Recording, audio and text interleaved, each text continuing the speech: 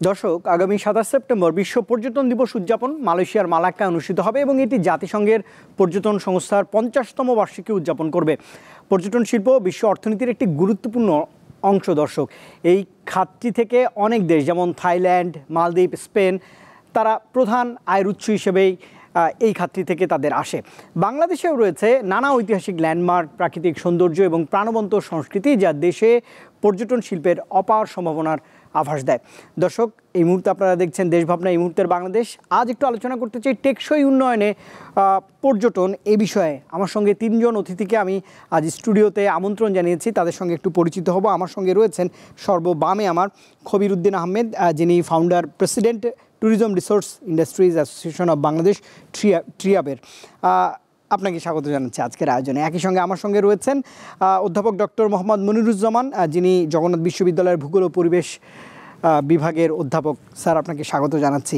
একই সঙ্গে রয়েছেন, মাঝে মধ্যে আপনার সঙ্গে আমার কথা হয়, মোহাম্মদ জিয়াউল হক হাওলাদার, মহাব্যবস্থাপক, বাংলাদেশ পর্যটন কর্পোরেশন। স্যার, আপনাকে দিয়ে আজকের আয়োজন একটু শুরু করতে চাই।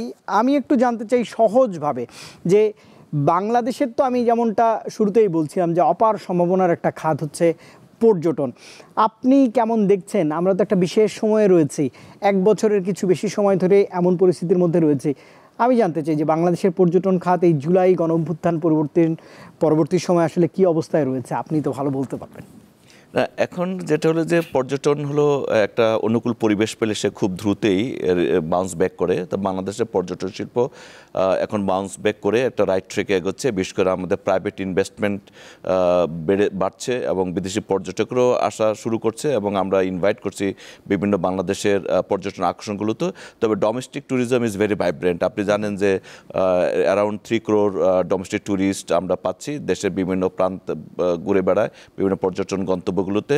এবং আমাদের সরকারি উদ্যোগে বিভিন্ন সচেতনমূলক কর্মসূচি রয়েছে, প্রশিক্ষণ দিচ্ছে, আমরা স্থানীয় ট্যুর গাইড তৈরি করছি এবং আমাদের বিভিন্ন পর্যটন আকর্ষণীয় এলাকায় আমরা অ্যাকোমোডেশন এবং ডাইনিং ফেসিলিটি, ট্রান্সপোর্ট এবং কানেক্টিভিটির উপর গুরুত্ব দিয়েছি। আপনি জানেন যে আমাদের মন্ত্রণালয়ে এখন আমরা প্রায় 200 কোটি টাকার উপরে 4টা প্রকল্প বাস্তবায়ন করছে, যেমন হাতিয়া নিঝুম দ্বীপে 2 জায়গায়, হাতিয়া এবং নিঝুম দ্বীপে আমাদের প্রকল্প বাস্তবায়ন হচ্ছে, কারণ নিঝুম দ্বীপে একটা সম্ভাবনাময় এলাকা, হাতিয়াতেও আমরা পর্যটন কেন্দ্র করছি। এছাড়া আমরা চাঁপাইনবাবগঞ্জ, আমের রাজধানী চাঁপাইনবাবগঞ্জ, সেখানেও করছি। এছাড়া আমরা পঞ্চগড়ে আপনি জানেন যে এশিয়ান হাইওয়ে এবং এদিকে একটা চমৎকার একটা রাস্তা হয়েছে এবং কাঞ্চনজঙ্ঘা যাতে দেখতে পারে, এই জন্য পঞ্চগড়েও আমরা প্রায় 40 কোটি টাকার একটা প্রকল্প নিয়েছি। এছাড়া আমাদের আনোয়ারা পার্কি বীচ, জানেন পার্কি একটা সম্ভাবনা বীচ, নতুন বীচ তৈরি হয়েছে, যাতে করে মানুষ এক জায়গায় কনসেন্ট্রেশনটা না করে, পরিবেশটা ক্ষতি না করে।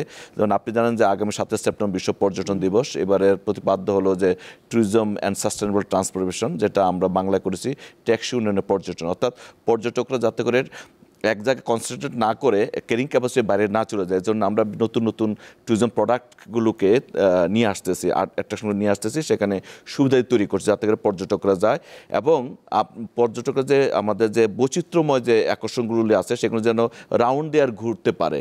তো বাংলাদেশের পর্যটন এখন বিভিন্ন ফ্যাক্টরগুলোতে ভালো আছে। আমরা মনে করি অনুকূল পরিবেশের মাধ্যমে আমরা একে ভালো জায়গায় নিতে পারবো। আমাদের মাননীয় প্রধান উপদেষ্টা এবং আমাদের উপদেষ্টা পর্যটনকে উন্নয়নের জন্য এবং যাতে করে ভালোভাবে উন্নয়ন করতে পারি, পরিবেশ টিকবে, মানুষ যারা দেশি বিদেশি পর্যটক তারাও কমফোর্ট এবং ইন্টারেস্ট স্ট্যান্ডার্ড ফেসিলিটিস পাবে, পাশাপাশি আমাদের ট্যুরিজম প্রোডাক্টগুলো ঠিক থাকবে এবং আমাদের জিডিপিতে যে অবদান এখন জানেন যে অ্যারাউন্ড 3% একটু বেশি, যাতে করে এই সংখ্যা আরও বাড়তে পারি এবং বাংলাদেশের পর্যটন খাতে 23 লক্ষ লোক জড়িত। আমরা মনে করি যে এর সংখ্যা আরও বাড়তে পারে। আমাদের মাস্টার প্ল্যান চূড়ান্ত পর্যায়ে আছে। মাস্টার প্ল্যান হলে আমরা দেশের যে আমরা 8টি বিভাগ আছে, 8টি বিভাগ অনুযায়ী আমরা প্রায়োরিটি এবং যেগুলো হাই পারফর্মিং যে টুরিস্ট অ্যাট্রাকশনগুলো আছে সেগুলোকে আমরা কেন্দ্র করে সেগুলোর উপর গুরুত্ব দিয়ে আমরা প্রকল্প নিচ্ছি। এছাড়া যেন আমরা বিদেশি পর্যটকদের আকৃষ্ট করার জন্য আমাদের পাবলিসিটি, মার্কেটিং, ব্র্যান্ডিং এগুলোর উপর আমরা গুরুত্ব দিচ্ছি এবং 27 সেপ্টেম্বর যে বিশ্ব পর্যটন দিবস শনিবার হতে যাচ্ছে, সেখানেও আমরা একটা প্রাইভেট সেক্টর, পাবলিক সেক্টর সকলকে নিয়ে সমন্বিতভাবে যে কোঅর্ডিনেশন যেটা, যাতে করে সমন্বিতভাবে এগোতে পারি। এখানে আলোচনা সভা আছে, বর্ণাঢ্য র্যালি আছে এবং সেখানে ফুড ফেস্টিভ্যাল আছে, বাংলাদেশের ঐতিহ্যবাহী খাবারগুলো যাতে বিদেশির পর্যটকরা এনজয় করতে পারে সেই ব্যবস্থা আমরা গ্রহণ করছি। তো আমি মনে করি যে বাংলাদেশের এখন এই পর্যটন সেক্টর রাইট ট্র্যাকে রয়েছে। ফর ইনভেস্টমেন্ট আমরা চেষ্টা করছি। আপনি জানেন যে আমাদের বোর্ড অফ ইনভেস্টমেন্ট এখন যেটা BIDA, Bangladesh investment development authority হয়েছে, তাদের সাথেও আমরা যৌথভাবে কাজ করছি। বিশেষ করে ইউকে সব বিভিন্ন দেশের ইনভেস্টমেন্ট, বিশেষ করে কক্সবাজারে আমাদের যে পর্যটন করছে ভ্যাকেন্ট ল্যান্ডগুলো আছে, যাতে সেখানে ইনভেস্টমেন্ট আসে এবং স্ট্যান্ডার্ড আমরা ফেসিলিটি তৈরি করতে পারি, বিদেশি পর্যটক যারা আকৃষ্ট করতে পারি। এছাড়া আমরা মানব সম্পদ উন্নয়নে গুরুত্ব দিচ্ছি। আমাদের national hotel and tourism training institute NSTT আছে, সেখানে আমরা মানব সম্পদ উন্নয়ন করছি। তারা বিদেশ থেকে কাজ করছে, দুবাই, ইংল্যান্ড সব বিভিন্ন হোটেল রেস্টুরেন্টে। তারা কিন্তু রেমিটেন্স যোদ্ধা, তারা কিন্তু বাংলাদেশে কিন্তু রেমিটেন্স পাঠাচ্ছে। অতএব ট্যুরিজম এটা এক্সপোর্ট ওরিয়েন্টেড ইন্ডাস্ট্রি, হ্যাঁ, স্মোকলেস এক্সপোর্ট ওরিয়েন্টেড ইন্ডাস্ট্রি, এবং তার জন্য আমরা গুরুত্ব দিচ্ছি। নিশ্চয়ই কিছু তো চ্যালেঞ্জ রয়েছে। আমি দেখছিলাম গণমাধ্যমের অনেক সময় খবর হয় যে ভিসা, আবাসন কিংবা নিরাপত্তার ব্যাপারগুলো সামনে আসে। নিশ্চয়ই ওই বিষয়ে আপনার পর্যবেক্ষণ আমরা জানবো বা সরকারের উদ্যোগগুলোও জানবো। একটু আসতে চাই স্যার আপনার কাছে, অধ্যাপক ডক্টর মোহাম্মদ মনিরুজ্জামান। আপনি তো পরিবেশ, দুর্যোগ, জলবায়ু নিয়ে কাজ করেন। একটা বিশেষ সময় পার করে বাংলাদেশ এখন পর্যটন, যেমনটা স্যার বলছিলেন যে এগিয়ে যাচ্ছে, কিন্তু পর্যটন কীভাবে বাংলাদেশের অর্থনীতি, পরিবেশ, সংস্কৃতির টেকসই উন্নয়নে ভূমিকা রাখতে পারে বলে আপনি মনে করেন? ধন্যবাদ। পর্যটন সারা বিশ্বেই তো একটি অন্যতম অর্থনৈতিক কর্মকাণ্ড। আমরা অর্থনৈতিক কর্মকাণ্ডকে যে ভাগ করি, এর মধ্যে এটা আমরা বলি যে 4th স্টেজের অর্থনৈতিক কর্মকাণ্ড। তার মানে হচ্ছে যে মানুষ সেবা সংক্রান্ত বিষয়গুলোকে টারশিয়ারি বা কুইনারি বা টারশিয়ারি বা কুইনারি সেক্টরে কর্মকাণ্ড হিসেবে দেখে। তো বাংলাদেশে ট্যুরিজম সেক্টর, জিয়াউল হক ভাই যারা বললেন যে হ্যাঁ আমাদের একটা ট্র্যাকে আছে এই জুলাই ঘটনার পরে, ঠিকই আছে। তবে আমাদের যেটা দরকার সেটা হচ্ছে যে আসলে আমরা কি কম্পারেটিভ যদি আমরা দেখি সাউথ এশিয়ান কনটেক্সটও দেখি, সেখানে কিন্তু আমরা আমাদের অবস্থানটা অত বলার মতো না। তো সুতরাং সেক্ষেত্রে আমাদের ট্যুরিজমের জায়গাগুলোতে আমার মনে হয় যে স্টেক হোল্ডার যারা আছে, আমাদের আইন কানুন বিধিবিধান সব ঠিক আছে, আমাদের পর্যটনে যথেষ্ট উপাদানও আছে। আপনি জানেন যে পর্যটনে কিন্তু অনেকগুলো উপাদান আছে। একটা আছে যে ন্যাচারাল কম্পোনেন্ট, যেটা আমরা পরিবেশ বলি। এর বাইরে কিন্তু কালচারাল বিষয়গুলো আছে, মানুষের হিস্ট্রিক্যাল ইস্যুগুলো আছে, অথবা এটা বলে রিটার্ন ট্যুরিজম। তার বাবা হয়তো এখানে কোনোদিন আসছে, সে 30 বছর পরে আবার সে এখানে আসছে। সুতরাং সেন্ট মার্টিনের ক্ষেত্রে আমার একটা অভিজ্ঞতা 2000 সালে আমি দেখেছিলাম। সুতরাং এই ট্যুরিজমটা কিন্তু বারবার হওয়া দরকার। তো একবার এসে যদি সে তার অভিজ্ঞতাটা ভালো না হয়, তাহলে তো সে আর সেকেন্ড টাইম আসবে না। সুতরাং এই বিষয়টা আছে। সুতরাং এই জায়গাতে আমার মনে হয় যথেষ্ট গ্যাপ এখনও আছে, এটা অস্বীকার করা যাবে না। তবে আমি মনে করি যে আমাদেরটা মাস্টার প্ল্যান ইতিমধ্যে হয়তো চূড়ান্ত হয়েছে। আমি জানি যে এটা অ্যাপ্রুভ মনে হয় না এখন। তারপরে মনে করি এই মাস্টার প্ল্যানটা যদি পুরোপুরিভাবে আমাদের বাস্তবায়ন করা যায়, তাহলে যদি আমরা মন খুলে আগাইতে চাই সকল অংশজনকে নিয়ে, তাহলে তো অবশ্যই আমাদের ওই ইকোনমিতে একটা ভূমিকা রাখবে। আরেকটা জায়গা হচ্ছে আমাদের যে পরিবেশ এবং ট্যুরিজম, বা এবছর যে প্রতিপাদ্য বিষয় সাস্টেনেবল ট্যুরিজম ট্রান্সফরমেশন বাংলায় করেছে, এটা টেকসই উন্নয়নে ট্যুরিজম পর্যটন। এখন আমাদের তো সাস্টেনেবল ডেভেলপমেন্ট গোলের মধ্যে আমরা আছি, SDG। সুতরাং সেখানেও এই ট্যুরিজমের কথাটা বলা আছে। তো সুতরাং আমরা আসলে ওই যেটা সেন্ট মার্টিনে যে ইস্যুটা হলো গত বছর থেকে, তা আমরা কিন্তু এটা কিন্তু আসলে এই জায়গাতেই বলা হয়েছে, যাই বলুক না কেন, আমি তো জানি, সেই জন্য ওখানে গত বছর আমিও 3 দিন ওখানে কাজ করেছি। তা আসলে সাস্টেনেবল অ্যাপ্রোচ থেকেই কিন্তু সেন্ট মার্টিনের এই এম্বার্গোটা দেওয়া হয়েছে। সুতরাং এটা বুঝতে হবে যে আমাদের আসলে যে পরিবেশ আমি যদি একবারে নষ্ট করে ফেলে তো সেখানে যাবে না, তাই না? সুতরাং এই জন্য বলছি যে সাস্টেনেবল ম্যানারে কাজ করতে হবে। তো আমাদের বাংলাদেশের ট্যুরিজমের যে এই সম্ভাবনাগুলো আছে, সেগুলোকে আমরা এক্সপ্লোর কিছুটা করেছি, কিন্তু আরও এক্সপ্লোরের জায়গা আছে, এটা একটা দিক। কিন্তু আমাদের কনসেন্ট্রেশন হয়ে গেছে কক্সবাজার, সেন্ট মার্টিন, সুন্দরবন, এখান থেকে আমাদের বেরিয়ে আসতে হবে। এই কারণে যে বাংলাদেশে তো হাজার হাজার আইল্যান্ড আছে, শত শত আইল্যান্ড আছে। শুধু সেন্ট মার্টিন আইল্যান্ডের উপর আমার কেন এত কনসেন্ট্রেশন দিতে হবে? এর বাইরে যে আইল্যান্ডগুলো আছে, যেটা জিয়াউল হক সাহেব বললেন যে হাতিয়া, নিজম দ্বীপ বা আরও যেসব আইল্যান্ড, সেগুলোকে আমাদের এই জায়গায় নিয়ে আসতে হবে। তবে এটা মনে রাখতে হবে যে গভর্নমেন্ট কিন্তু অলরেডি ECA ঘোষণা করেছে, ইকোলজিক্যাল ক্রিটিক্যাল এরিয়া। তো ইকোলজিক্যাল ক্রিটিক্যাল এরিয়া ঘোষণার পরে সেখানে যদি আবার ইন্ডাস্ট্রি করা হয়, বড় আকারে কিছু করতে গেলে কিন্তু আমি নিজেরাই নিজেদের কথাটা রাখছি না, তাই না? মানে দ্বৈততা চলে আসতেছে। এই বিষয়টা মাথায় রাখতে হবে। সেই জন্যই কিন্তু সোনাদিয়া যে প্রকল্পটা ছিল, সেটা কিন্তু এই গভর্নমেন্ট বাদ দিয়েছে। আমাদের পরিবেশ মন্ত্রণালয়, সুতরাং এটা একটা ভালো উদ্যোগ হয়েছে। এবং ইতিমধ্যে পরিবেশ মন্ত্রণালয়ে অনেকগুলো কাজ যেটা মনে করছে ট্যুরিজম বা অন্যান্য ডিপার্টমেন্ট তারা কিন্তু উদ্যোগ করছে এই কারণেই যে আসলে আমাদের প্রকৃতি প্রাণ প্রকৃতি নষ্ট করে তো ট্যুরিজম করা যাবে না। ট্যুরিজম করবো বাট ওই যে বললাম সাস্টেনেবল ম্যানার করে। সেক্ষেত্রে সোনাদিয়াকে অ্যাবসলিউটলি ভার্জিন রাখতেই হবে। সোনাদিয়াতে আমরা অনেকবার গিয়েছি, সুতরাং সমস্ত পরিবেশ নষ্ট করে তো ট্যুরিজম করা যাবে না, কিন্তু আমাদের ট্যুরিজম দরকার আছে। সেই জন্য কক্সবাজারে আমাদের ইন্টারন্যাশনাল এয়ারপোর্ট আমরা করা শেষের দিকে আছি, কিন্তু আমার কথা হচ্ছে যে এটার সাথে তো অন্যান্য মন্ত্রণালয় অংশীজন চিন্তা করতে হবে যে কক্সবাজার থেকে কয়টা ফ্লাইট আমাদের চলবে। এই বিষয়গুলো কিন্তু আমরা অনেকটা স্টাডি করি নাই, স্টিল না কোনো এয়ারলাইন্স আগ্রহ দেখাচ্ছে না। সুতরাং এই বিষয়গুলো মাথায় রেখে কাজ করতে হবে। যেমন আমাদের এখানে একদম সাবরাং ট্যুরিজম আমরা একটা পার্ক তৈরি করার চেষ্টা করছি, হাজার হাজার কোটি টাকা আমরা খরচ করেছি অলরেডি, কিন্তু এখন তো আবার সেটা স্লো হয়ে গেল। সমুদ্রের কী বলে যে জোয়ার ভাটার কারণে এলাকা ভেঙে পড়ে যাচ্ছে। মানে আমি বলছি আমরা একটা প্ল্যান শুরু করি, পরে আবার একটু ব্যাক করি, এই জায়গার থেকে আমাদের মানে বেরিয়ে আসতে এটা একটা অর্থাৎ বোঝা যাচ্ছে যে সম্ভাবনা তো প্রচুর রয়েছে, কিন্তু চ্যালেঞ্জও আছে। এবং সেখান থেকে আমি বললাম যে একটা প্ল্যান করছি, প্ল্যানটাকে বাস্তবায়নের জন্য একটা রেগুলার সাস্টেনেবল ম্যানার থাকা লাগবে এবং কস্ট বেনিফিট অ্যানালাইসিস করতে হবে। আরেকটা হচ্ছে যে আমাদের মনে করেন যে আমাদের মানুষ পর্যটনের জন্য আসলে যে বললাম শুধু সে খেতে যায় এমন না, শুধু ঘুরতে না, সেখানে কিন্তু তার কালচার অনেকগুলো দিক আছে, তারপরে তার আবেগের জায়গা আছে। আরেকটা হচ্ছে যে আসলে আমি কি করবো, যেমন কক্সবাজারে ধরেন কক্সবাজারে আমি যাওয়ার পরে রাতে আমি কী করবো, নাইট লাইফ নাই তো নাই, তাহলে সেক্ষেত্রে তাহলে সেটা আপনার ব্যাংককে আছে, সেটা তো আপনার লঙ্কাবিতে আছে, কোলামপুরে আছে। এই বিষয়গুলো আমাদের মাথায় রেখে যারাই কাজ করছেন আমি মনে করি এটা দরকার আছে। আর পরিবেশের যে জায়গাটা একটা সেটা হচ্ছে যে পরিবেশ আমরা যেটা যদি ফুটপ্রিন্টটাকে আমরা যদি বেশি করে ফেলে কিন্তু তখন সেটা ওই যে বললাম তখন কিন্তু মানুষ আসবে না। ধরেন আপনার আর আমাদের বাংলাদেশে একটা ইয়ে আছে যে শীতকালে ট্যুরিজম, কেন বর্ষাকাল তো আরও আকর্ষণীয়। আমি মাঝে মাঝে আমার স্টুডেন্টদেরকে বলি যে যদি সৌদি আরব বা আমাদের আরব দেশের শেখদের বলা হয় তুমি সেন্ট মার্টিনে অথবা কক্সবাজারে বিচে এসে তুমি সমুদ্রে দাঁড়াইয়া বৃষ্টি দেখবা, এর থেকে আবেগী কথা আর কিছু আছে? কারণ ওদের তো এই জিনিস নাই, ওদের সমস্ত কিন্তু বৃষ্টি নাই। সুতরাং এই বলছি যে এই জায়গাগুলো কিন্তু আমাদের এক্সপ্লোর করতে হবে, শুধু একটা ধারণা মধ্যে না থেকে একটু ডাইভার্সিফাইড ধারণা তৈরি করতে হবে, 6 সিজন চিন্তা করে কাজ করতে হবে। যেহেতু ষড়ঋতুর দেশ, এরকম দেশ তো আসলে পৃথিবীতেই নাই। একটু খবিরউদ্দিন আহমেদ আপনার কাছে আসতে চাই, আপনি দীর্ঘদিন ধরেই বলা যায় যে এই সেক্টরে কাজ করছেন, আপনি ফাউন্ডার প্রেসিডেন্ট ট্রিয়াবের, আপনার জানাশোনা এবং শুরুটাই হয়েছে বাংলাদেশের আপনার হাত ধরেই বলা যায়। আপনার কাছে তো চ্যালেঞ্জগুলো আপনি বলবেন, কিন্তু আমি জানতে চাই যে বেসরকারি খাত উদ্যোক্তাদের যে ভূমিকা বাংলাদেশের পর্যটনের উন্নয়নে, সেটি আসলে কতটা গুরুত্বপূর্ণ বার্তা বা দেয়, এই বিষয়ে একটু আপনার শুরুতে জানতে চাই। তারপরে নিশ্চয়ই আপনি আপনার ব্যবসায়িক যে আর্থিক সহায়তা বা বিনিয়োগ কতটা সহজলভ্য দেশের পর্যটনের বিকাশে, সেই দিকটাও একটু তুলে ধরবেন। Thank you very much.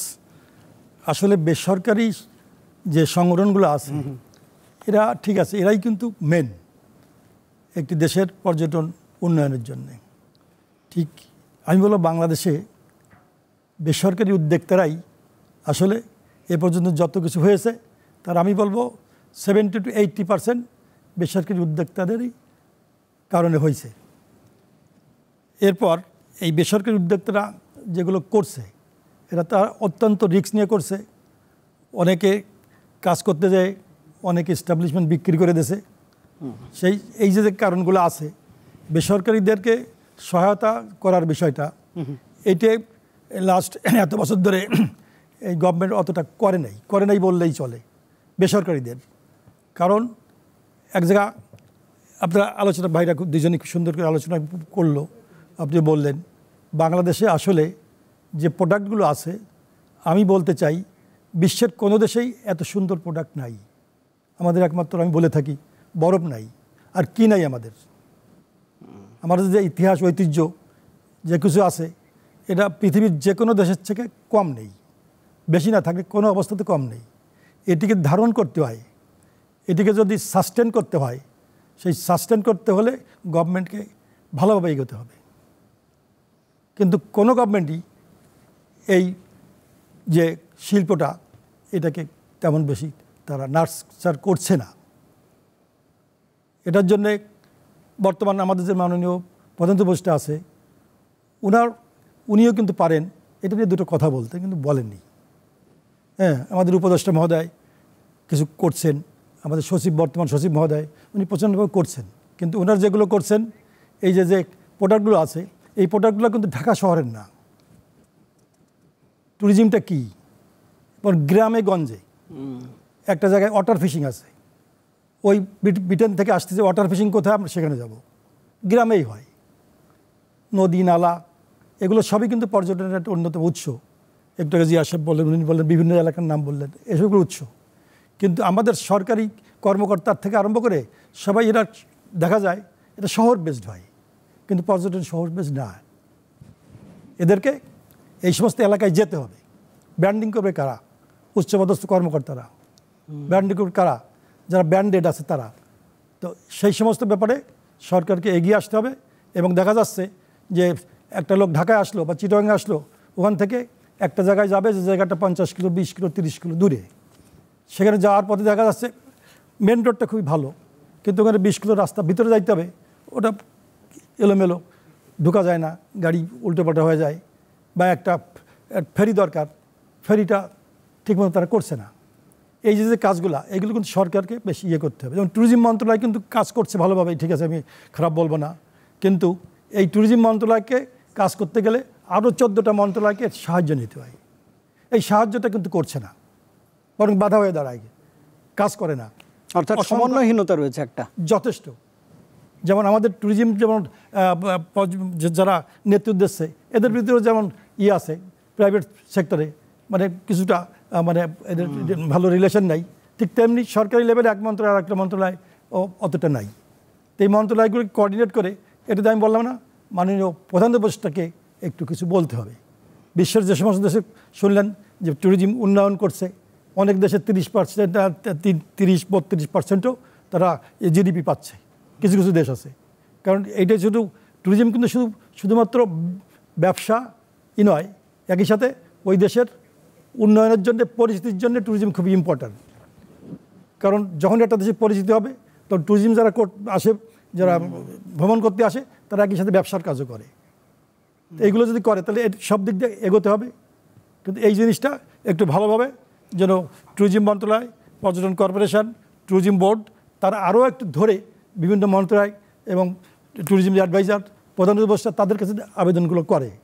কারণ আমি তো বললাম বেসরকারি খাতে এই যে দেখেন, এই যে বললো না 3 কোটি লাখ কোথায় যায়, এর সবই কিন্তু পর্যটন ওনাদের কর্পোরেশনে যায় তা না, ওখানে সামান্য।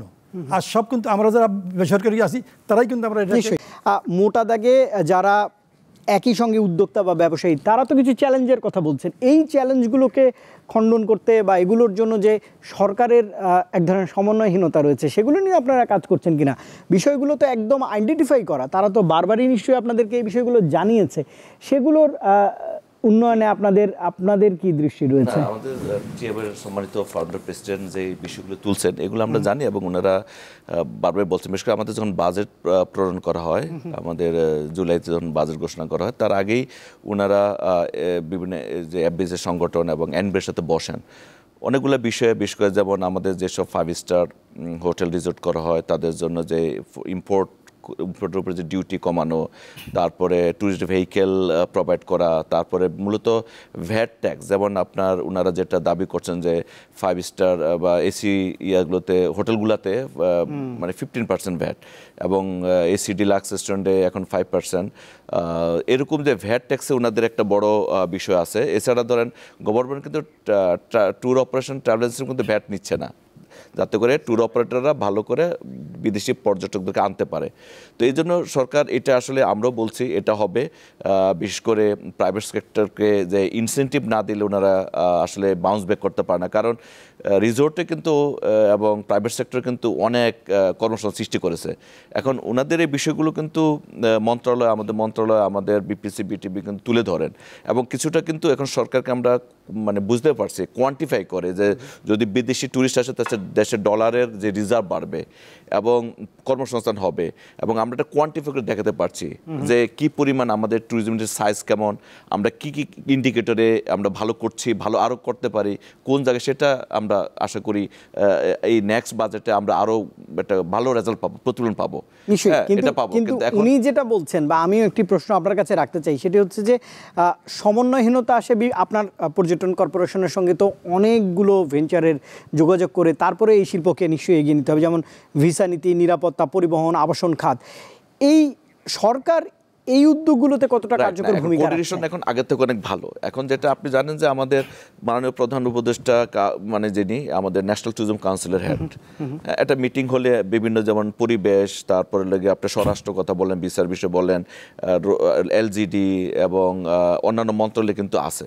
যেমন আমাদের পর্যটন কর্পোরেশনে যে নতুন করে পরিচালনা পর্ষদ হয়েছে, যে আপনি যেটা বলছেন কোঅর্ডিনেশনের অভাব, যেহেতু কোঅর্ডিনেশনটা ঠিক রাখার জন্য কিন্তু আমাদের প্রাইভেট সেক্টর প্রতিনিধি এবং আমাদের বিভিন্ন মন্ত্রণালয়ের প্রতিনিধি কিন্তু পরিচালনা পর্ষদ হয়েছে, এবং সেখানে কিন্তু আমাদের যে পরিবেশগত বিষয়গুলো, আমাদের যে এনবিআর এর বিষয়গুলো, এনবিআর প্রতিনিধি সেখানে আছে, আমাদের যে ভিসার ব্যাপার স্বরাষ্ট্র মন্ত্রণালয়ের প্রতিনিধি কিন্তু সেখানে আছেন, এবং এই বিষয়গুলো আমরা তুলছি, এবং ওটা কিন্তু পজিটিভ। আগের থেকে অনেক অ্যালাইন, বুঝেন যে আসলে দেশে ট্যুরিস্ট আনার জন্য কোন কোন হার্ডেলগুলো আমাদের আগে বেশিগুলো সলভ করতে হবে, এবং এইবার কিন্তু মিটিং হয়, প্রতি মিটিং হয়, এবং ওনারা কিন্তু আপনি জানেন যে ভিসা অ্যারাইভাল শুরু করছে বাংলাদেশ, অ্যারাউন্ড 75 কান্ট্রিকে ভিসা অ্যারাইভাল দিচ্ছে, আগে তো ছিল না। এই যে বাড়ছে ভিসা অ্যারাইভাল, এয়ারপোর্টে আসলে কিন্তু ভিসা পেয়ে যাচ্ছে, বিশেষ করে আপনার ইউরোপিয়ান কান্ট্রিগুলো, চায়না, এরকম, যেহেতু চায়না ট্যুরিস্ট জেনেটিক কান্ট্রি।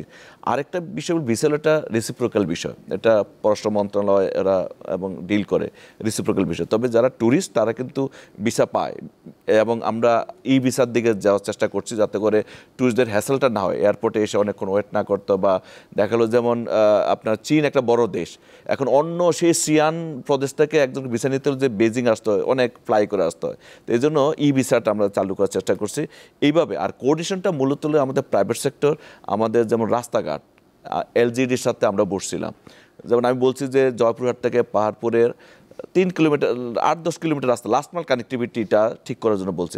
ঢাকাতে জয়পুর রাস্তা ভালো, ঢাকাতে সিট রাস্তা ভালো, ঢাকা থেকে নড়াইল রাস্তা ভালো, কিন্তু লাস্ট যে কয়েক মাইল 3-4 কিলোমিটার ওইটা উন্নয়নের জন্য ইতিমধ্যে আমরা প্রস্তাব দিয়েছি। এমনকি যে কোথাও কোথাও টয় ট্রেন ব্যবস্থা, যেমন সিলেটের আপনার এই যে শ্রীমঙ্গল থেকে একদম লাউসের হয়ে একদম কুলাউড়া পর্যন্ত এখানে যাতে টুরিস্টরা টয় ট্রেন ইউজ করতে পারে, এরকম আমরা আইডেন্টিফাই করে দিয়েছি। মানে কোন কোন জায়গায়, যেমন সুনামগঞ্জ থেকে তাহিরপুরের যে টাঙ্গু হওয়ার রাস্তাটা খারাপ, ওইটা ঠিক করার জন্য বলা হয়েছে।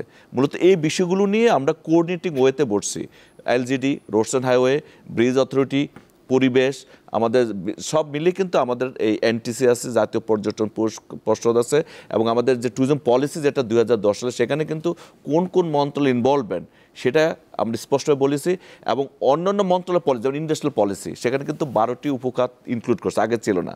তার মানে দে আর অলসো অ্যাওয়ার্ড, এবং তারা এখন অন্য মন্ত্রণালয় যে পলিসি করে, বাংলাদেশ যেমন পানি পলিসি বলেন, হাওয়ার পলিসি বলেন, হ্যাঁ পরিবেশ পলিসি, সব জায়গায় কিন্তু ট্যুরিজম কথা রাখছে, ইকো ট্যুরিজম বলেন, সব কিছু তারা এখন they are align much with the tourism.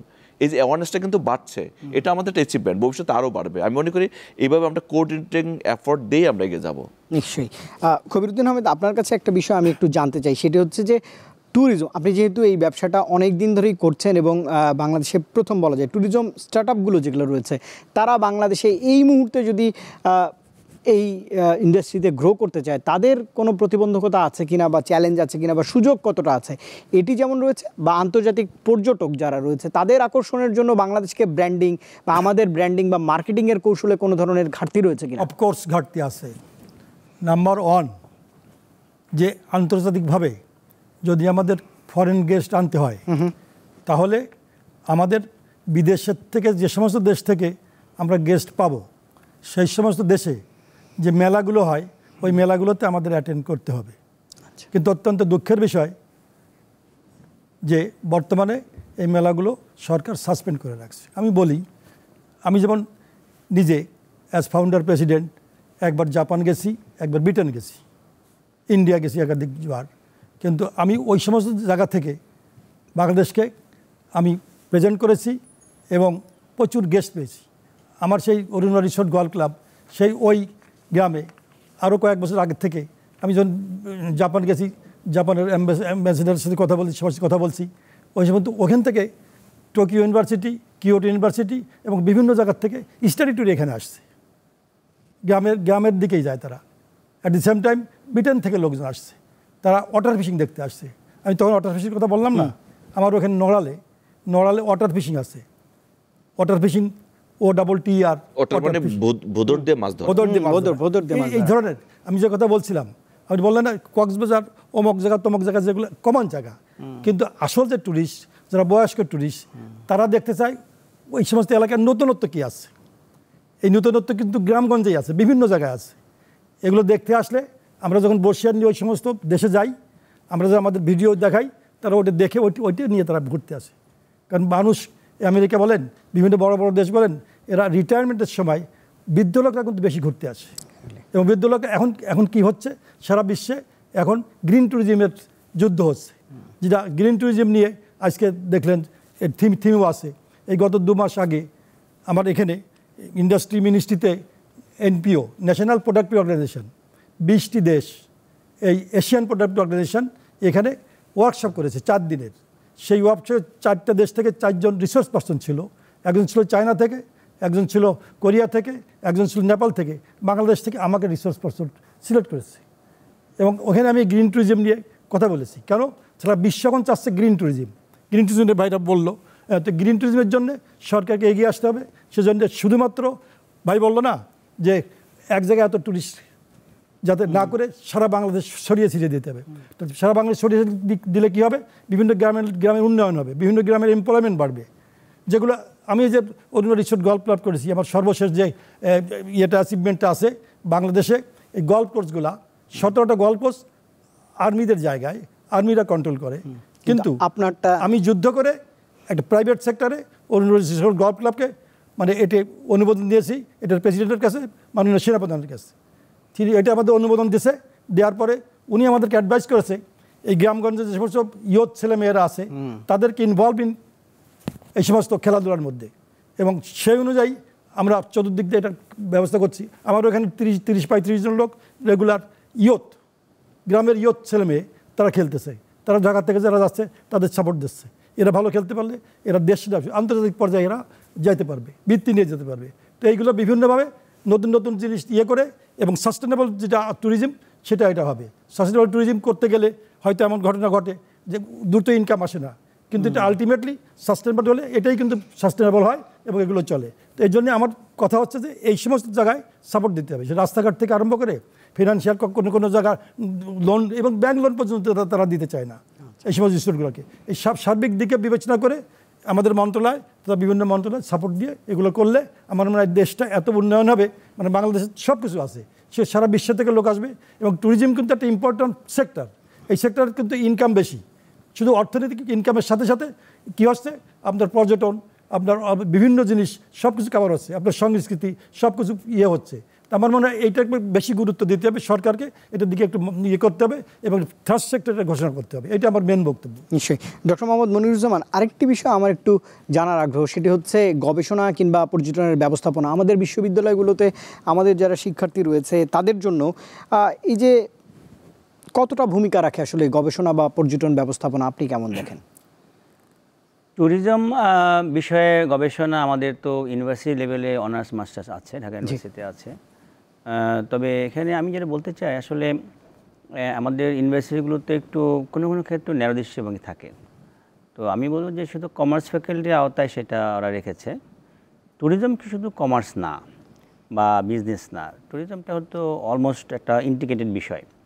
তো এই জায়গাতে যেমন ধরেন একটা এক্সাম্পল আমি দিই যে বাংলাদেশের ট্যুরিস্টদের যে লিস্ট ধরা হয় সেটা কিন্তু আসলে ব্যবসায়ী সহ ধরা হয়। আমরা যেটা জানি বাংলাদেশে গার্মেন্টসে কাজ করতে, গার্মেন্টস রিলেটেড যারা আসে তাদের সংখ্যাটা অনেক বেশি।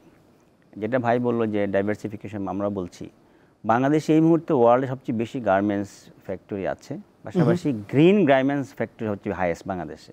তাহলে এই যে কমপ্লায়েন্সটা হয়েছে যে ওয়ার্ল্ডে সবচেয়ে বেশি গ্রিন গার্মেন্টস বাংলাদেশে আছে, তো এই ব্র্যান্ডিংটা কি ট্যুরিজম বোর্ড কখনো করেছে? আমার মনে হয় করে নাই।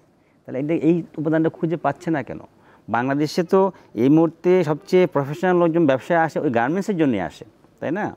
তাহলে এই জায়গাগুলোকে এক্সপ্লোর করে যে ঠিক আছে আপনারা বাংলাদেশে আসছেন, আপনার সেই পাশাপাশি আপনি এই গ্রিন গার্মেন্টসগুলো দেখার জন্য আরও একটা টিম নিয়ে আসেন। আপনার ফলোয়ারদেরকে নিয়ে আসেন। এবং আমি যদি বলতে চাচ্ছি আরেকটা হচ্ছে আপনার ধরেন এরকমভাবে আমাদের যে থ্রাস্ট সেক্টর যেগুলো আছে, যেখানে অলরেডি আমরা গ্লোবালি লিড করছি, এই জায়গাগুলো কিন্তু টুরিস্ট খালি দেখতে আসবে না, আমার মনে হয় যে চিনি বাগান ব্যবসা করতে আসে, পাশাপাশি সে 10 দিন ঘুরতেও চায়। এই জায়গাটা কিন্তু কম্বিনেশনটা হচ্ছে না। ঢাকা থেকে এয়ারপোর্টে আসছে, হয়তো গুলশানে কোনো হোটেল থাকতেছে বা ব্যবসা তার মিটিং করা মিটিং করে সে চলে যাচ্ছে না। আমরা চাচ্ছি সে বাংলাদেশে আসুক, গার্মেন্টস পারপাসে আসুক, সমস্যা নেই, সে ইন্ডাস্ট্রিতে কাজ করে পরে আবার একটু ঘুরেও যাক, তার ফ্যামিলি সে নিয়ে আসুক। এই জায়গাটা আপনার চিন্তা করতে হবে, এটা একটা দিক। দ্বিতীয়ত হচ্ছে যে যেটা আপনি বললেন যে এডুকেশন ট্যুরিজম, আমার কি বাংলাদেশে এমন কোনো জায়গা আছে যে এয়ারপোর্টে নামার পর ঠিক আছে ওই ইউনিভার্সিটি আমি দেখতে যাই, জাহাঙ্গীরনগরের নামটা টুকটাক শোনা যায়, কিন্তু আমরা কিন্তু বিশ্বে বহুত ইউনিভার্সিটি স্বপ্ন দেখি যে ওই জায়গায় আমি ইউনিভার্সিটি দেখতে যাব। তার মানে কি আমরা ওইভাবে কিন্তু আর্কিটেকচারাল ভিউ বলেন, ন্যাচারাল ভিউ বলেন, ওইভাবে কিন্তু ইউনিভার্সিটি তৈরি করছি না। ঢাকা ইউনিভার্সিটির যে কার্জন হল ওয়ার্ল্ডের সেরা একটা স্থাপনা, তাহলে আমরা এটাকে তো আমরা হয়তো সেল করেছি, কিন্তু তারপরেও আমার কথা হলো যে ওইখানে যাওয়ার পরে কার্জন হলটা কী আজ পর্যন্ত কেউ ব্যাখ্যা করে বলতে পারবে? ঢাকা ইউনিভার্সিটির ট্যুরিজম ডিপার্টমেন্টের ছেলেরা কি কোনো দিন গাইডের কাজ করেছে যে ভাই আপনি আসেন, আমরা এই যে গাইডের লিস্ট আমরা আসেন, আমি এই কার্জন হলে ইতিহাসে পড়ে শোনাবো, আমাকে শোনাবো? ওই ইন্ডিয়াতে তো আমরা যাওয়ার সাথে সাথে সব ঝাঁপায়ে পড়ে আমরা গেলাম, তো প্রত্যেকটা হিস্ট্রি প্রত্যেকটা ছেলেমেয়ে জানে এবং সুন্দর ইংরেজি বলে। তা আমাদের কথা হলো যে এই জায়গাগুলো কিন্তু আমরা অনেকেই কাজ করছি না, টাচ করছি না। ঢাকা শহরে এসে কারণ ধরেন এই যে বললাম যে এডুকেশন ট্যুরিজম, এটা একটা বড় সেক্টর, ওয়ার্ল্ডে আপনার এডুকেশন দিয়ে অনেক দেশ আগায় গেছে। তাহলে আমাদের এই জায়গাতে যেমন ইন্ডাস্ট্রি, যেটা বললাম গার্মেন্টস বললাম, পাশাপাশি আরও ইন্ডাস্ট্রি আছে, পাশাপাশি আমাদের এডুকেশন সেক্টর যেটা বললেন গবেষণা আমাদের তখনই হবে যখন যদি আমরা মনে করি যে এই সেক্টরটাকে গভর্নমেন্ট গুরুত্ব দিচ্ছে, পাশাপাশি এখানে আমাদের ইনকাম জেনারেশন হচ্ছে, পাশাপাশি হচ্ছে আমাদের যে জাতীয় পর্যায়ে ভূমিকা রাখছে। কারণ এই বিষয়টা মাথায় রাখতে হবে। এবং ন্যাশনাল যে পলিসি আছে, বলেন এডুকেশন পলিসি বলেন অথবা আমাদের যে এই যে ট্যুরিজম পলিসি যে বললো, তো ওই জায়গাগুলোকে আমার রিভাইভ করার সুযোগ আছে এখন, যেহেতু 15 বছর হয়ে গেছে পলিসির বয়স, 15 বছর পরে পলিসি নিশ্চয়ই চেঞ্জ হওয়া উচিত। এই জায়গাগুলোতে চিন্তা করে পাশাপাশি আমাদের সকলকে এর সাথে একটা ওই কনসালটেশন জায়গায় যাওয়া, যে আমরা আসলে কোন কোন জায়গায় আমাদের ট্যুরিজমের গ্যাপটা আছে। শুধু ওই মিনিস্ট্রির লোক যদি বসে বলে যে না আমরা এইটা দিয়ে তো ফসলা হবে না, অংশীজনকে নিয়ে বসতে হবে। সেখানে যারা একাডেমিয়া আছে, রিসার্চ যারা করে, যারা এটার ধরেন যারা এটা এক কথা কাস্টমার, তাদেরকে জানাইতে হবে না। আরেকটা হচ্ছে যে বাংলাদেশের সম্বন্ধে যে বাংলাদেশের ব্র্যান্ডিং খুব ভালো বলা যাবে না, তবে তারপরেও ওই যে বললাম গার্মেন্টস সেক্টর বাংলাদেশে আসতে বাধ্য হচ্ছে। তা আপনার যেসব জায়গাতে আসছে ওই জায়গাতে আরও বেশি আপনি সুযোগ করে দেন। এবং এর মধ্যে সুন্দর একটা চমৎকার কাজ করছে বিজিএমইএ, ভালো লাগছে শুনে যে এরা একটা 5 স্টার রিসোর্ট বানাচ্ছে গফরগাঁওয়ে অথবা ওই দিকে ভালুকার দিকে। এরকম একটা চিন্তা কিন্তু আরও আগে করা দরকার ছিল। তার মানে কি এই চিন্তাগুলো কিন্তু যেখানে আমাদের ইকোনমি বোমাচ্ছে সেখানে কিন্তু আমাকে আগায় যেতে হবে, মানুষ ওই জন্য আসবে, তাই না? তো এই বিষয়গুলো আরেকটা হচ্ছে ধরেন ঢাকা শহরে এই যে পরিবেশ বিষয়টা বললাম, যে আমরা ব্যাংককে যাওয়ার পরে নাইট লাইফে কী করে আমরা বোটিং করবো, আমরা রেস্তোরাঁ খাবো, কোথায় যাই? ওই যে ছোট ছোট ক্যানেল, পানি ফ্লো করে। ঢাকা শহরের যে ন্যাচারাল রিভার আছে সেটাকে তো আমরা একদম শেষ করে দিছি। তাহলে এইটাকে আমরা চিন্তা করতে পারি না যে আমার রাতে বুড়িগঙ্গায় একটা হবে অথবা তুরাগে হবে বা শীতলক্ষায় হবে। আমি সেদিন গবেষণা দেখছিলাম মাত্র 30 বছরের মধ্যে 17% জলাধার আমরা একদম নষ্ট করে ফেলেছি। তার মানে আমরা তো পরিকল্পিতভাবে নষ্ট করতেছি। এই জায়গাতে আমাদের সুযোগ আছে করার। ট্যুরিজম এক মিনিস্ট্রি একা পারবে না, বোর্ড একা পারবে না। এটা তো আসলে গভর্নমেন্টের একটা আগ্রহের জায়গা থাকা লাগবে সব জায়গাতে। আমি যদি মনে করেন আগে দখল করে খেতে চাই তাহলে তো হবে না। সুতরাং এই জন্য বলছি যে আমাদের প্রত্যেকে মননে চিন্তায় পারিবারিক শিক্ষা, রাষ্ট্রীয় শিক্ষাতে এবং এডুকেশন সেক্টর শিক্ষা থেকে আসতে হবে, উৎসাহিত এবং ইয়াংদেরকে আগে আসতে হবে। এই জায়গাতে আমাদের যথেষ্ট। নিশ্চয়ই জিয়াউল হক হাওলাদার, ব্র্যান্ডিংয়ের প্রশ্নটা আসছে, সেটি একটু করতে চাই যে পর্যটন প্রচারণায় আপনারা কি ধরনের কাজ করছেন বা কৌশল হাতে নিচ্ছেন? এটিও তো একটি চ্যালেঞ্জ নিরসনে অনেক ধাপ এগিয়ে দিবে আপনাকে, যে আপনি কেমন ব্র্যান্ডিং করছেন। সাথে সাথে আমরা একটা উন্নত দেশের স্বপ্ন দেখি, 2041-এর যে লক্ষ্যমাত্রা আমাদের রয়েছে, সেই লক্ষ্যমাত্রা অর্জনে পর্যটন খাত আসলে বড় ভূমিকা নিশ্চয়ই পালন করবে। স্যারের একটা বিষয় যে স্যার পলিসিটা বলছিলেন যে 2010 সালে করছে আর 15 বছর আছে, আমরা স্যার অলরেডি পলিসি আপগ্রেডেশনের কথা কাজ শুরু হয়েছে এবং আমাদের ট্রেভেল প্রেসিডেন্টও জানেন। তো আরেকটা হচ্ছে যে ব্র্যান্ডিং এবং এলডিসি গ্রাজুয়েশনের কথা বলছেন, যে ব্র্যান্ডিং অবশ্যই ব্র্যান্ডিং আসলে ইম্পর্টেন্ট, সবাই বলে প্রাইভেট সেক্টরের। আমরা আসলে ব্র্যান্ডিং এমন একটা জিনিস, এটা আসলে স্ট্যাটিক না, এটা ডাইনামিক। হয়তো 5 বছরে বাংলাদেশ যেমন বিউটিফুল বাংলাদেশ একসময় ছিল, এখন আমরা সিনিক বিউটি, হ্যাঁ, রূপময় বাংলাদেশ, এইরকম বিভিন্ন ট্যাগলাইন দিয়ে আমরা বিশ্বের দরবারে হাজির করছি, আমরা বানাচ্ছি নতুন নতুন। এমনকি আমার অনেকগুলো ভিডিওগ্রাফি হয়েছে, যে ভিডিও রিভার্স নিয়ে আমাদের হয়েছে, নদী নিয়ে, যেটা স্যারও বললেন, নদীগুলো নিয়ে আমাদের বিশেষ করে রিভার ইন বাংলাদেশ, সেটা হয়েছে। আমরা করছি। তবে এক এক দেশের জন্য এক এক ব্র্যান্ডিং, যেমন জার্মান, ফ্রান্স, তারপরে ইংল্যান্ড, এরা আমাদের কিন্তু ঐতিহ্য, যেটা সার্ভিস কার্জন হল, বুয়েটের রশিদ ভবন, এবং আমাদের পুরান ঢাকা, আমাদের রূপলাল হাউস, পার্লামেন্ট ভবন, এগুলো দেখতেছে। এটা এদের জন্য আমরা এগুলো ব্র্যান্ডিং করি, এগুলো ওইভাবেই আমরা ফটোগ্রাফি ওইভাবে ব্র্যান্ডিং করি। আবার নস্টালজিক ট্যুরিজমের জন্য বিশেষ করে আমাদের পার্শ্ববর্তী সার্কভুক্ত দেশগুলোর জন্য নস্টালজিক ট্যুরিজমটা করি। আবার নেপাল, ভুটান, ল্যান্ডলকড কান্ট্রি, তাদের জন্য আমাদের সিটা খুব অ্যাট্রাকটিভ, আমরা ওই সিটাকে ব্র্যান্ডিং করি ওখানে। মানে এক এক মার্কেটে একটা, যেমন চীনের যেমন এই দিকটার মিয়ানমার এদিক দিয়ে আবার তারা খুব দ্রুত আসতে পারে, কক্সবাজারে আসবে, তারা হচ্ছে তাদেরও সি লক, মানে ল্যান্ডলক কান্ট্রি, তারও সি দেখতে পাচ্ছে। আর আমাদের আসলে ওই যে বাণিজ্যিক কার্যক্রম, এমনকি আমাদের ফুডটাও তাদের কাছে খুব ভালো লাগে এবং তারা আসে। আমাদের বিশেষ করে সি ফুডটা খুব সুইট, তারা বলছে যে আমাদের সি ফুড খুব সুইট, তাদেরটা অতটা সুইট না। এটাও আমাদের ব্র্যান্ডিং করছে আমরা কক্সবাজার এলাকাটা আর কি। তা আরেকটা হলো যে আপনার যে বাংলাদেশ যেমন এলডিসি গ্রাজুয়েশন, অবশ্যই ট্যুরিজম একটা ইম্পর্টেন্ট, যেটা আমি বলছি যে the more tourist the more dollar. মানে আমার তো আলটিমেটলি এলডিসি গ্রাজুয়েশনের জন্য আমার তো সাস্টেনেবল ইকোনমিক সাস্টেনেবিলিটি দরকার। সেটা হলো যে আমরা ট্যুরিস্ট আনবো, ম্যানেজ করব এবং কোয়ালিটি সার্ভিস দেবো, কোয়ালিটি আপনার প্রোডাক্ট দেবো, কোয়ালিটি পাবো, যেটা ভুটান যেটা করে, যে লো ভলিউম হাই ভ্যালু, সেটা একটা মেথড। আবার আমাদের ট্যুরিস্ট আসবে, কিন্তু আমরা সার্ভিস দিয়ে তাদেরকে স্যাটিসফাই করে আমরা তাদের ট্যুরিস্ট মানে আমরা ডলার ইনকাম করব। যেটা ইম্পর্টেন্ট, ল্যাং তো পিস্টে বলে, অর্থাৎ একজন ট্যুরিস্ট বাংলাদেশে হয়তো অ্যাভারেজ 2 রাত 3 দিন থাকে, কিন্তু আমরা এটা ল্যাং তো পিস্টেটা বাড়তে চাচ্ছি, যাতে করে 5-7 দিন থাকতে পারে। অর্থাৎ সে আমাদের ধরেন উত্তরবঙ্গ থেকে শুরু করে একদম কান্তজি মন্দির, আমাদের পাহাড়পুর, মস্তানগড়, ষাটগম্বুজ মসজিদ, সুন্দরবন, ওয়ার্ল্ড হেরিটেজ সাইট দেখে আমাদের সেই জন্য 5-7 দিন থাকতে পারে। আমি ট্যুরিস্ট পাইছি বাংলাদেশে, সে 30 দিনও ছিল।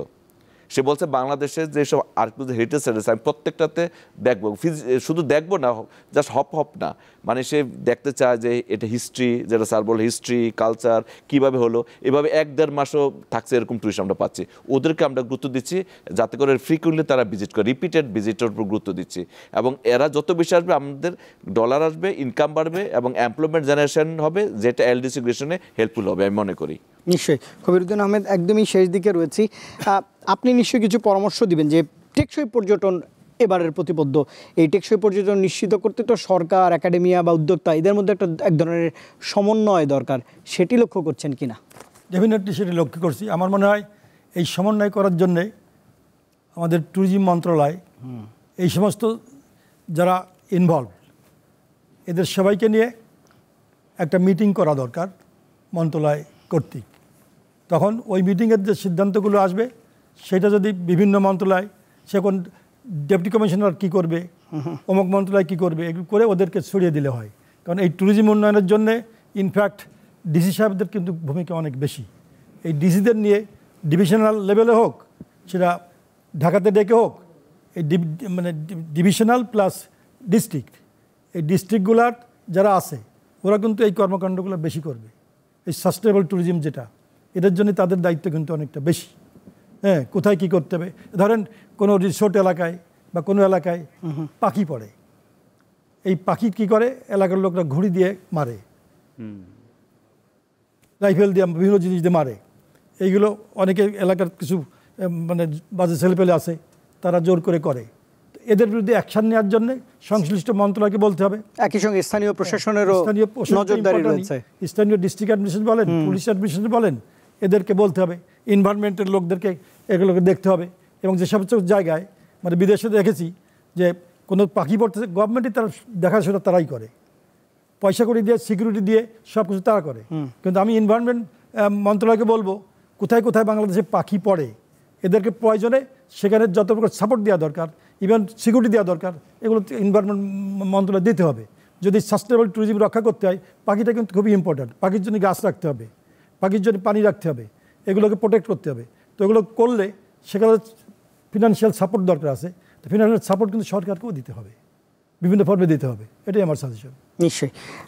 অসংখ্য ধন্যবাদ কবিরউদ্দিন আহমেদ। একদমই শেষ পর্যায়ে রয়েছি প্রফেসর ডক্টর মোহাম্মদ মনিরুজ্জামান, আপনি তো দেখলেন অপার সম্ভাবনাও রয়েছে, চ্যালেঞ্জ রয়েছে, সেগুলো তো আলোচনায় উঠে এলো যে এগুলো আইডেন্টিফাই করা গেছে। আপনি কি পরামর্শ দিবেন আসলে কিভাবে আরও এগিয়ে নেওয়া যায়, আপনি যদি শেষ কিছু যোগ করেন? ট্যুরিজমের ক্ষেত্রে আমি যেটা বলবো যে আমাদের মানে মাস্টার প্ল্যান যেটা কোন পর্যায়ে আছে আমি শিওর না, মাস্টার প্ল্যানটা যদি আমরা লঞ্চ করতে পারি, পাশাপাশি ওই যে বললাম যে অংশীজন বাড়াইতে হবে, এটা একটা। দ্বিতীয়ত হচ্ছে যে আমাদের থিঙ্কিংয়ের জায়গায় পরিবর্তন করতে হবে। আমি শুধু 5 স্টার হোটেল কেন্দ্রিক ট্যুরিজম বাংলাদেশে আসবে না, তাহলে সে যাবে হচ্ছে ইউএসএতে, সে যাবে আমাদের দেশে 5 স্টার পার্টি আসবে না। আমাদের হচ্ছে যে গ্রামীণ অঞ্চলে মানুষ গ্রাম দেখতে আসবে, সবুজ প্রকৃতি দেখতে আসবে, এবং আমাদের যে গ্রামে গঞ্জের যে ভিলেজ ট্যুরিজম, এরকম একটা অ্যাপ্রোচটা আমাদের ব্র্যান্ডিং করতে হবে। বাংলাদেশে এখানে ওই 5 স্টার হোটেল ওরকম কিছু নাই, এখানে দেখার কিছু নাই। সেই জন্য হচ্ছে বাংলাদেশের প্রাণ প্রকৃতি এইটা দেখার জন্য যারা তাদেরকে আপনি টার্গেট করতে হবে। আরেকটা হচ্ছে যেটা বলে নস্টালজিক ট্যুরিজম, যেটা সাউথ এশিয়ান কন্ডিশনে। দেখেন আমাদের যেগুলো আমাদের বুদ্ধিস্ট টেম্পলগুলো আগে ছিল বা এখন আমাদের যেগুলো হচ্ছে, তো এটা কিন্তু বিশাল একটা গোষ্ঠী আমাদের আছে, চায়না, কম্বোডিয়া, মায়ানমার থেকে শুরু করে, এইটা একটা বড় আমাদের জায়গা। আর যেটা বললাম যে আমার যদি মিডল ইস্টে ট্যুরিস্ট আসতে হয় তো আসেই না, একদমই আসে না।